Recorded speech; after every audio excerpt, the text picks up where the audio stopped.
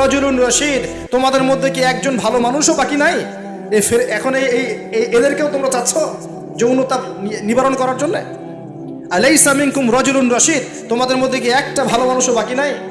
তখন এরা বলছে, লূত আলাইহিস সালাম কওম বলছে যে তুমি তো খুব ভালো করেই জানো, ওয়া ইন্নাকা লাতা'লামু মা নুরিদ, তুমি তো খুব ভালো করেই জানো যে আমরা আসলে কি চাচ্ছি। তোমার মেয়েদের ব্যাপারে আমাদের কোনো আগ্রহ নাই, তোমার মেয়েদের ব্যাপারে আমাদের কোনো আগ্রহ নাই, আমরা এই ছেলেগুলোকে চাচ্ছি। নাউযুবিল্লাহ, চিন্তা করতে পারেন?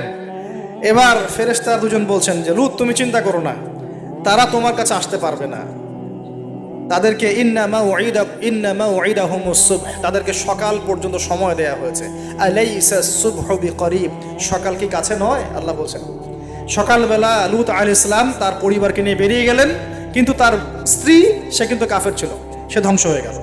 লূত আলাইহিস সালাম চলে যাচ্ছেন, ফেরেশতারা বলছেন ফিরেও তাকাবে না পিছনে, কি হচ্ছে। এবার আল্লাহ পাক এমন শাস্তি দিলেন, দেখেন এই যে জমিনটা, এই জমিনটাকে আল্লাহ পাক ওই ফেরেশতাদের পাখা দিয়ে উঠিয়ে আসমানে ওঠালেন। চিন্তা করেন, জমিন উঠে গেছে কোথায়? আসমানে। উঠিয়ে আল্লাহ পাক আসমান থেকে অঝোর ধারায় পাথর বর্ষণ করেছেন। পাথর বর্ষণ করে ওদের গা সব থেতলে দিয়ে আল্লাহ পাক উল্টা দিকে দাফন করে দিয়েছেন এদেরকে।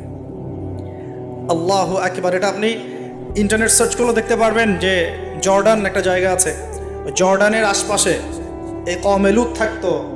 ডেড সি, মৃত সাগর নামে একটা জায়গা আছে, ওখানে ওই জায়গাতেই তারা বসবাস করত, আরবের কাছাকাছি। আল্লাহ পাক বলছেন তোমরা তো দেখতে পারো ওদের অবস্থা কি হয়েছে, তোমাদের কাছেই আছে, বাড়ির কাছেই।